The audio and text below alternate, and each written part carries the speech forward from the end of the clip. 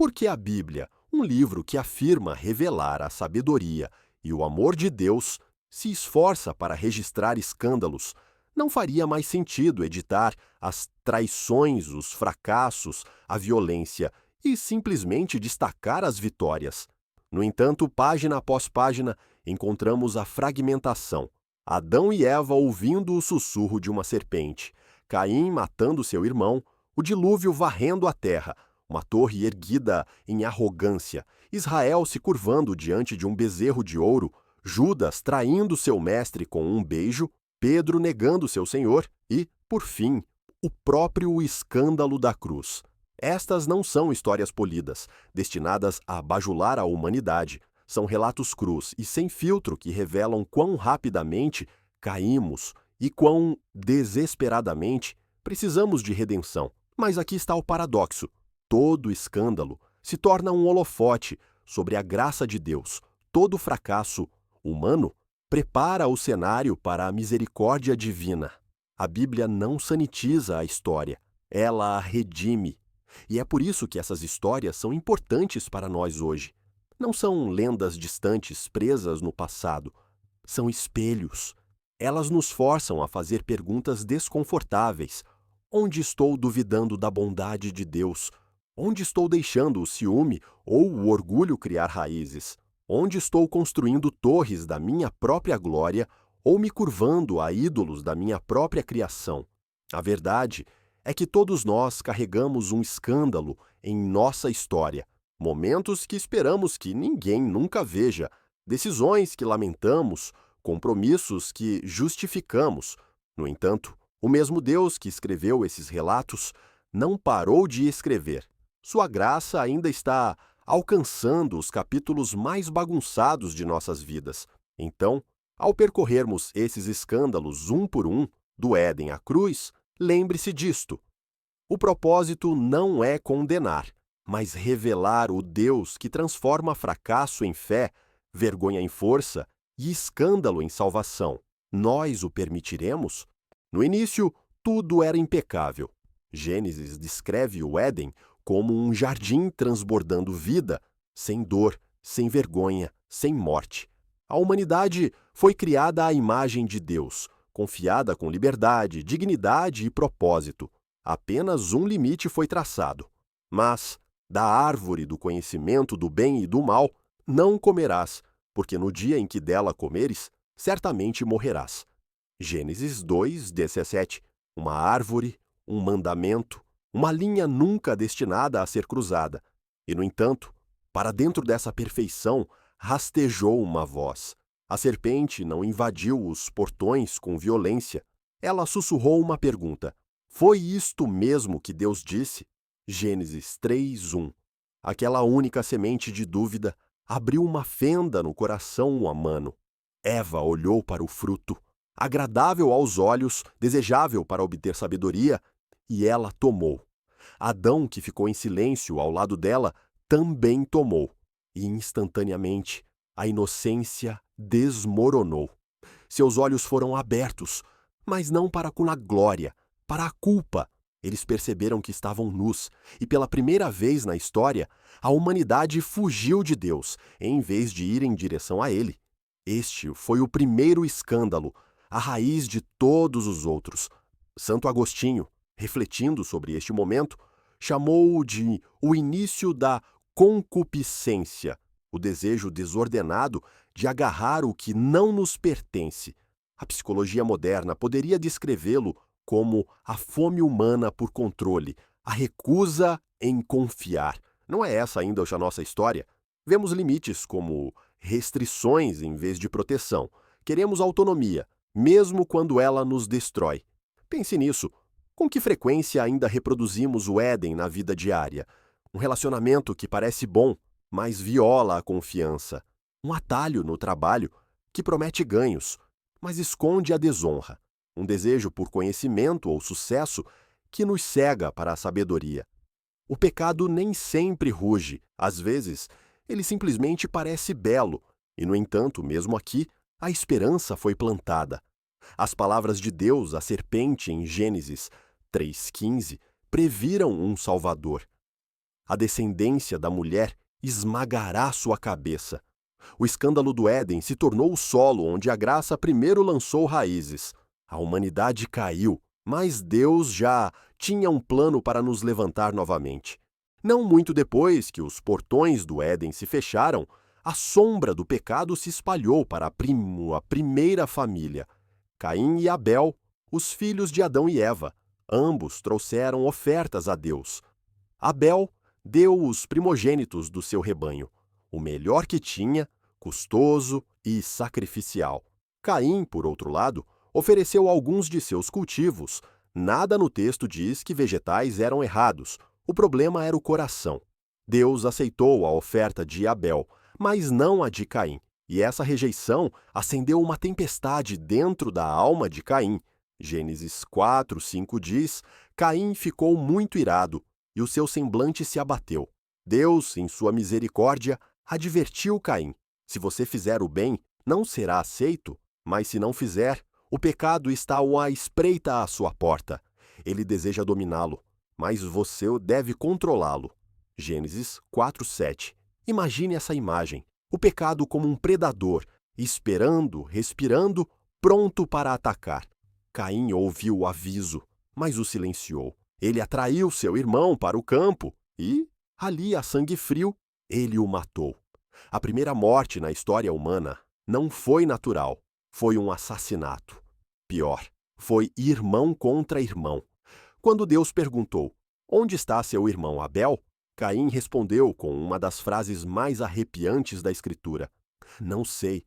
Acaso sou eu o guarda do meu irmão? Gênesis 4:9.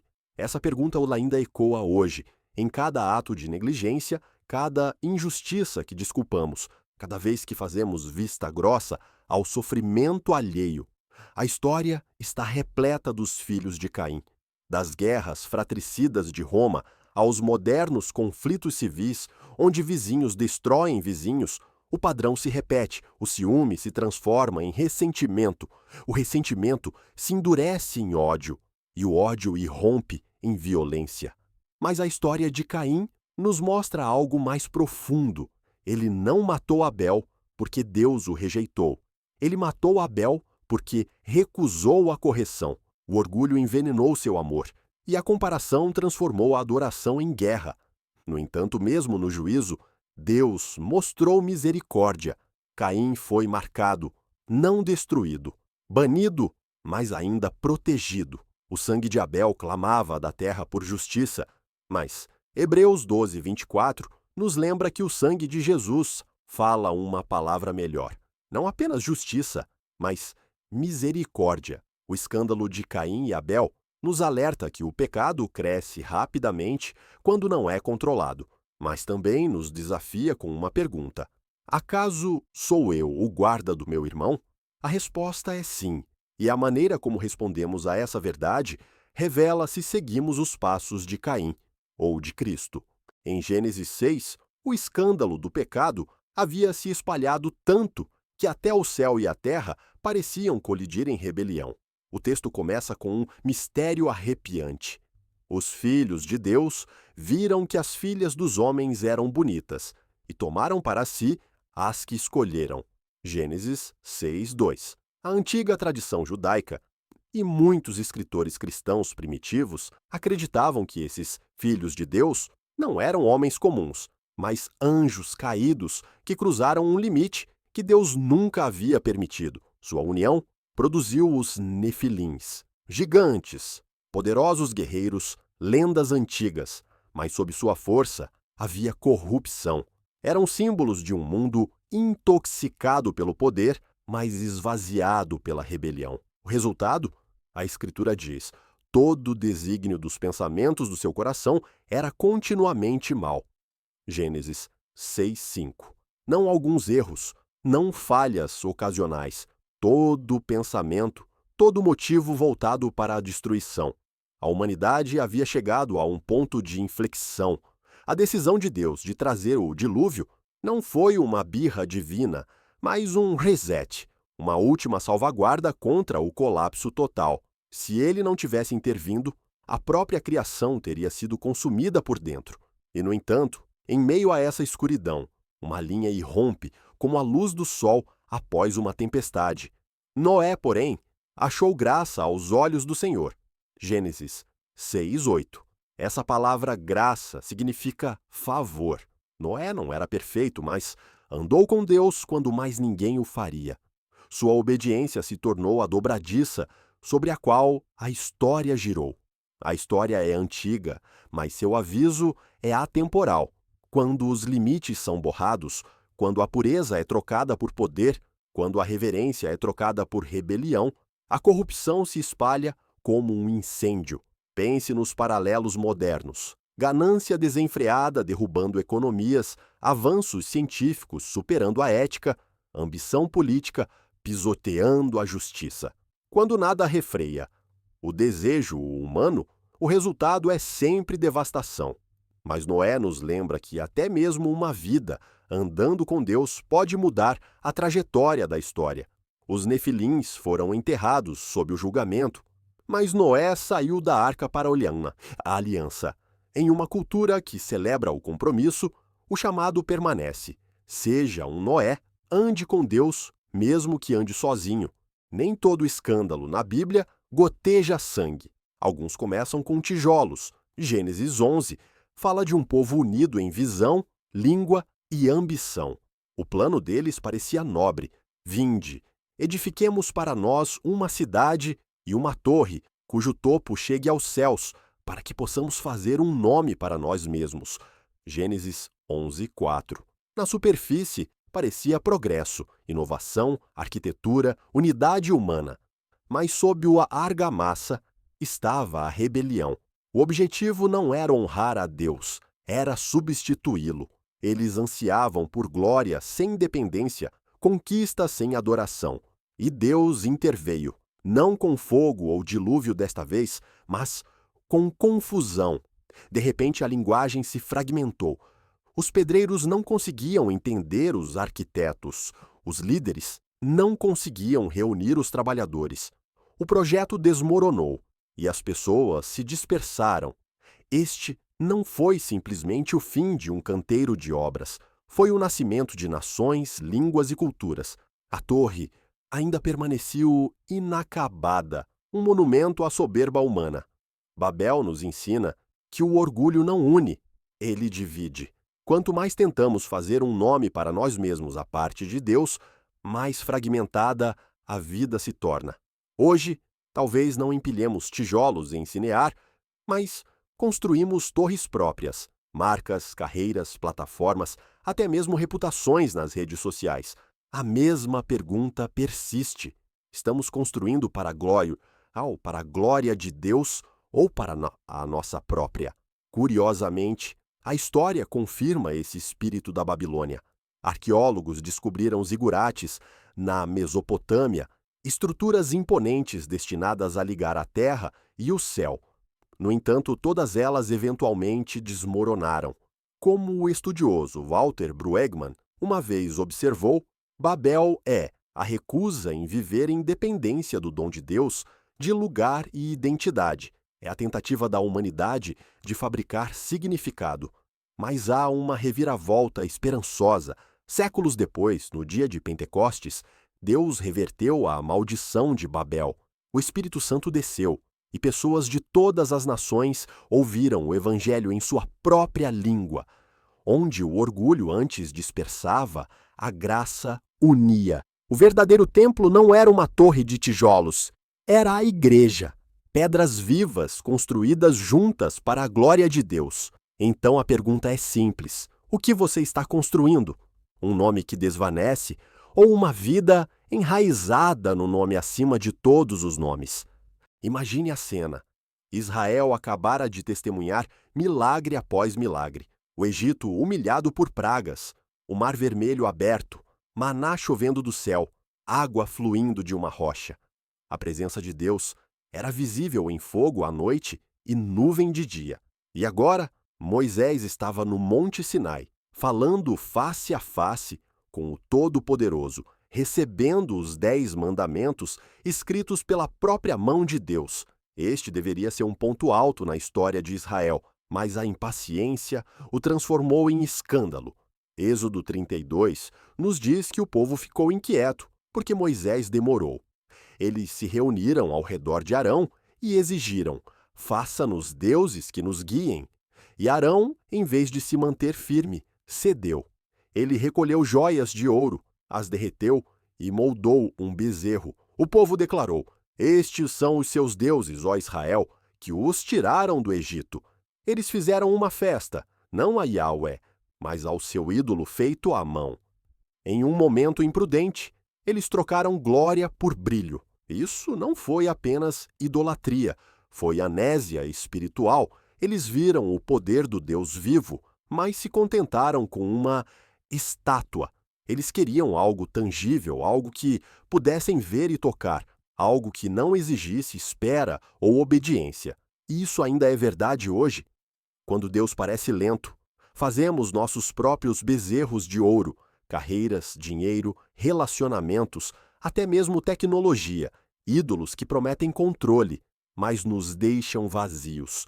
O escândalo foi devastador. Moisés desceu com as tábuas, viu o ídolo e quebrou a pedra ao pé da montanha. O julgamento caiu e 3.000 morreram naquele dia. A reputação de Israel como um povo de dura cerviz foi selada. A confiança foi quebrada. E, no entanto, a misericórdia permaneceu. Moisés intercedeu, suplicando a Deus que não os destruísse completamente. Ainda assim, mesmo Moisés só podia ir até certo ponto. O que Israel realmente precisava não era apenas um líder, mas um mediador maior que Moisés.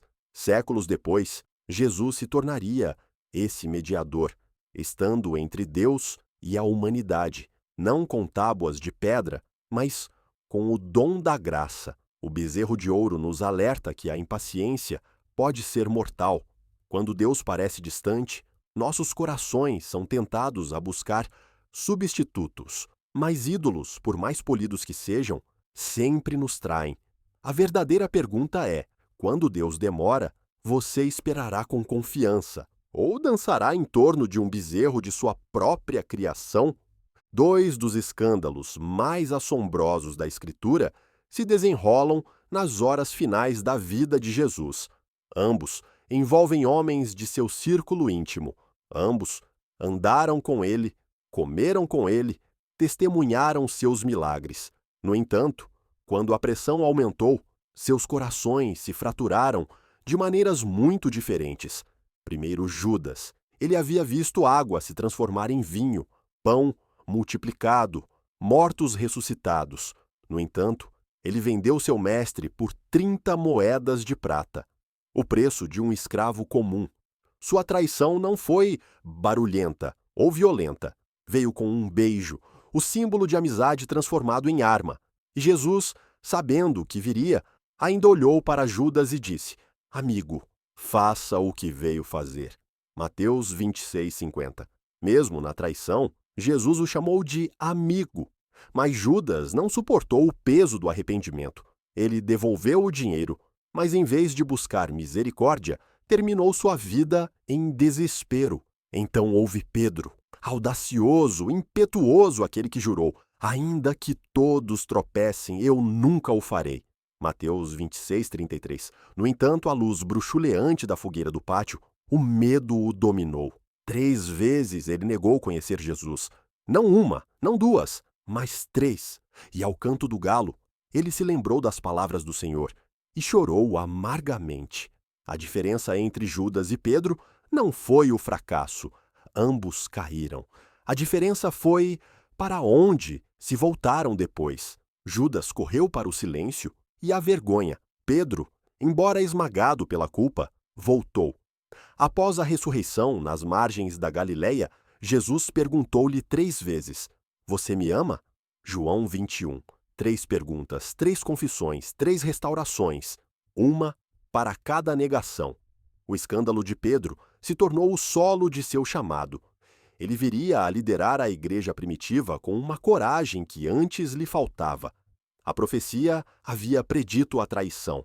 Até meu amigo íntimo, em quem eu confiava, aquele que partilhava do meu pão, se voltou contra mim. Salmo 41:9. Mas nem mesmo a traição pôde desviar o plano de Deus, ela apenas o impulsionou. E aqui está a lição para nós. A pergunta não é: você vai falhar? Porque todos nós vamos. A pergunta é: para onde você correrá quando falhar? Para o desespero, como Judas, ou para a graça que restaura, como Pedro? Um caminho termina em tragédia, o outro em transformação. Todos os escândalos da Escritura, a rebelião do Éden, a violência de Caim, o orgulho de Babel, a idolatria de Israel, a traição de Judas, a negação de Pedro, encontram seu clímax em uma colina nos arredores de Jerusalém. Aqui está o maior escândalo de todos, a cruz. Para o mundo romano, a crucificação era a humilhação máxima, reservada para escravos e criminosos. Para a mente judaico, era uma maldição. Maldito todo aquele que for pendurado num madeiro. Deuteronômio 21:23. E, no entanto, pendurado entre dois ladrões, espancado e zombado, não era um criminoso, mas o Filho de Deus sem pecado. Para muitos, essa cena era prova de fracasso. Salvou a outros, mas não pode salvar a si mesmo. Mateus 27:42. O Messias deveria conquistar, não desmoronar.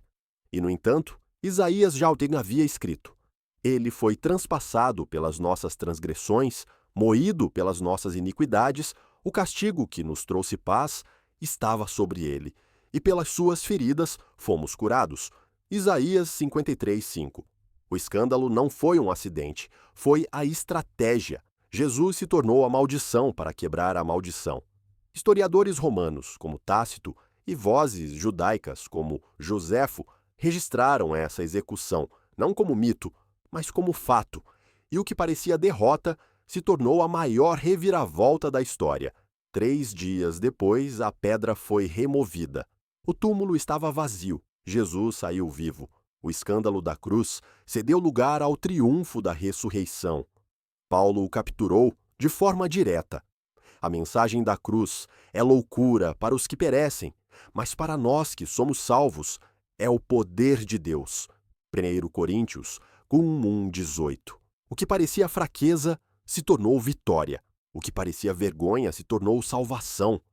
E assim, a Bíblia não esconde seus escândalos, ela os redime, porque cada traição, cada fracasso, cada ato de rebelião aponta para a mesma verdade.